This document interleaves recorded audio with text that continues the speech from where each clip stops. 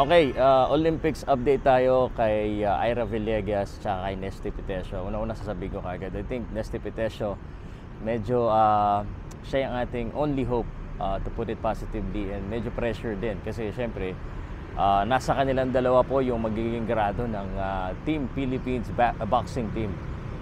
Hindi pinalad yung ating mga lalaki at na mga pasok at makakuha ng medalya. So syempre pressure na makakuha ng result is expected naman na sa boxing. Lagi tayong right now dahil magaling nga tayo sa boxing, meron tayong medal. Speaking of medal, we have one.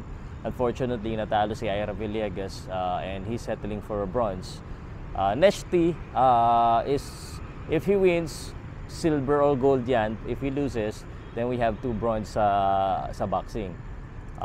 But obviously, we all want him to win gold medal. Anyway guys, sa mga nagtatanong kung nasaan ako, I'm here in Vietnam. I'll be attending a WBA Asia Convention here.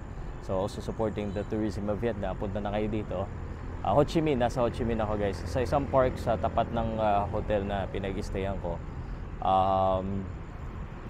Also, may mga nagko-comment, may mga nag-reach out kung ano daw yung opinion ko regarding Carlos Yulo. I don't really have an opinion kay Carlos Yulo in reference to yung kanyang personal issues. Hindi ko na gustong makibigay ng opinion dyan, but just wanted to support him and congratulate him.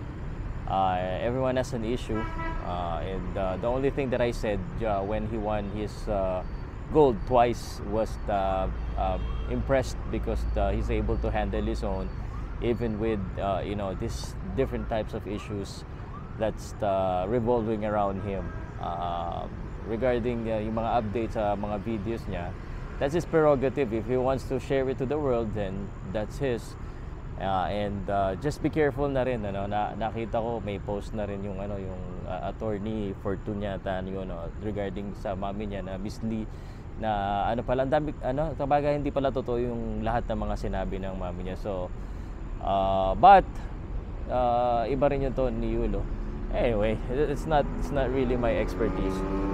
Sa boxing na lang ako nakikichismis ng konti, but more on the boxing side. Kung meron man tayong merong trash talk o away, yung it will lead to a fight. Nothing that was supposed to lead to the personal issues, because we're not really a chismis channel. We're a sporting channel. So yun, may mga may mga usapan din, diba? Yung last na video ko, I talked about the funding for independent sports, yung individual sports I mean. I don't really think we could touch basketball. I just think that more people should support also that's the word, also boxing and other individual sports like gymnastics, yung kay Carlos Yulo, yung kay Hidilyn Diaz, and the other sports, because truly Philippines has talents and skills. If we can only learn how to support the people or the athletes, I think mas malaki. But let's stop complaining about support. I think it's not only the Philippines that has problem with support. A lot of countries, we're lucky somehow that we're still getting support, because alam ko mas marami pang country na nahihirapan di ba?